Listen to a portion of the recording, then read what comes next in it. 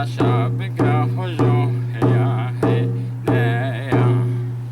wife, Bonnie Brewer Marie Brown, made her journey into the next world in October of 2021. But she was an educator and taught school and on the reservation, and she also was able to learn many of the things that the Neh have and use in their lives. She was descendant of the Narragansett people. Also, of course, the English, the French, and the German, and those other types of people that came from Europe. But she was very proud of her Native American heritage, and so she shared that with as many people as she possibly could. But as husband and wife, we spent 52 years together, and after my meeting her in the latter 60s, we remained together and shared a lot of experiences. It's been an absolute joy and a great privilege to have loved her and experienced life with her. We had a lot of trials and disappointments, but we also experienced the greater forms of joy and happiness and confidence and peace as we lived our lives together. We raised a family of 8 children, but we lost one in her infancy.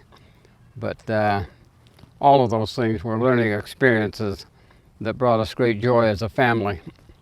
I know that the teachings of our people were very important to her, as she was an example to us, and she was very much involved in her beliefs, and that was very important to her.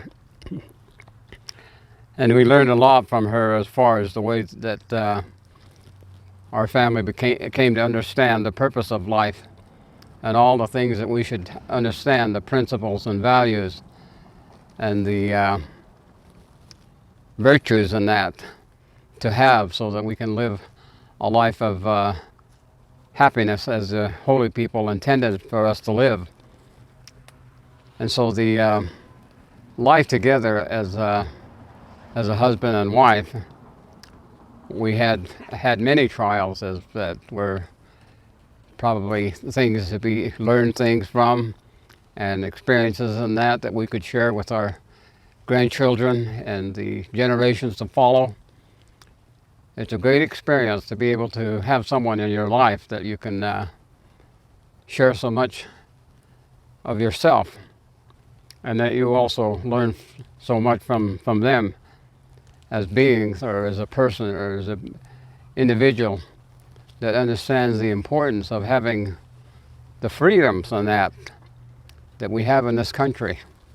She was a very patriotic woman, and she was very proud of her Narragansett people and the way that they lived in their time, and she felt that we could do the same in this particular period or era in our lives. And so as an educator, she was sometimes disappointed with the educational system, and that the children were being deprived of learning correct history and being able to understand how to live in a society in a civil environment. And so she made a lot of friends, and of course there was also a lot of people that came to her life that might have not approved of her beliefs and her values. But it is that she was a great blessing to me and a privilege for me to have been a part of her life. And it is the one thing that I can really appreciate is that her and I, we knelt in a sacred place, and we promised each other, made promises to each other that we would do the very best that we could in our lives together, and that we would live so that we could be together, and that's very important to us. And so the last moments of her life here on earth, I was there with her, and I held her hand, and I felt the moment that she left her body as a spirit being, and I could feel the peace and the joy and that she experienced on meeting other people that she knew and that had passed on before her, especially our daughter that we lost at such an early age, and of course her other relatives and that have taught her things in life that she had passed on to our children. So it is, there's sadness, of course, in being in a place now without her around, and I do miss her. But there are times when I sit alone and I turn around to tell her something, and sometimes I have to remind myself at that moment she's not there anymore physically, but she's there to influence me in the spiritual matters that I still have to attend to. And so the life of my wife is something that is extraordinary. She wrote a book, and also that she was involved in civic affairs. She was elected to a school board position, and she helped to make grow the community school and educational system to try to go in the right direction. And she also was inspirational to a lot of different things that happen in a civic setting to make improvements in the lives of the Navajo people and the Dene, and also other people of the community and of the state of Arizona. But the thing about her is that she was a descendant of very strong and noble people, and her people were pioneers in that came out way back in the years past and to settle areas in that.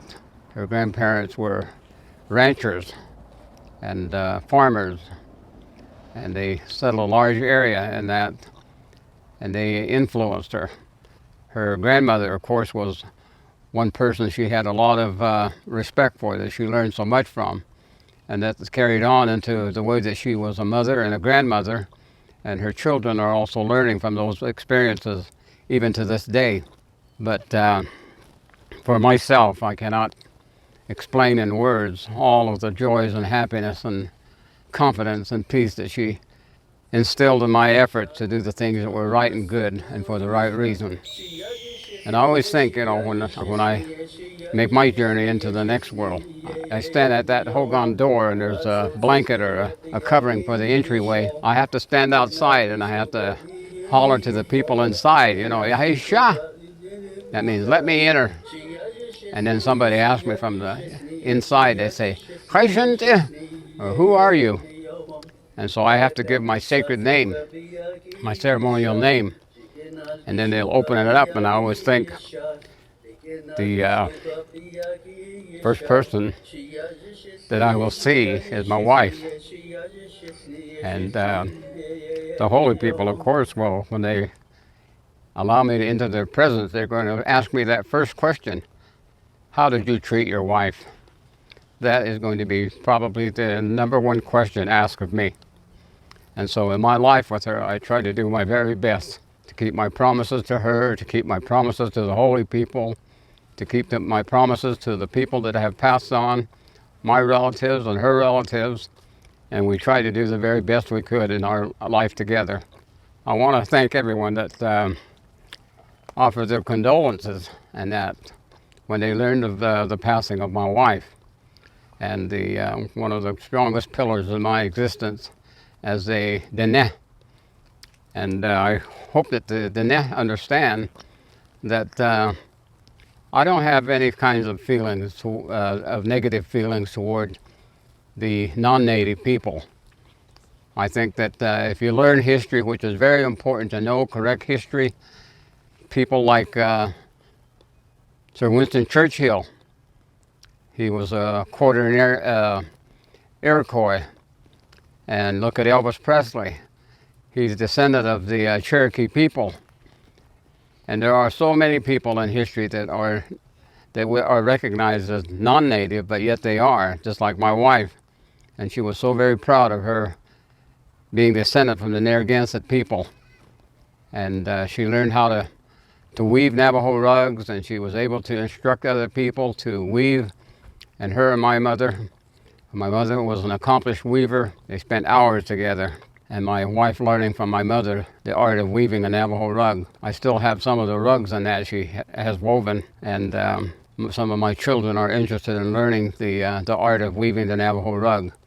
And I encourage people to carry on some of these things that are taught and our people are recognized for.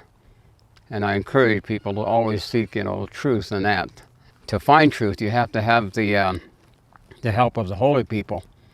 Also, they can help you to learn of things that are negative, that are not good, that are sometimes just a bunch of nonsense. We need to be aware of those things. And those are some of the principles and values and virtues in that I learned from my late wife. And I miss her. And that is the life that I live, and that is the life that I enjoy. And it brings me happiness, that brings me confidence, and that brings me peace.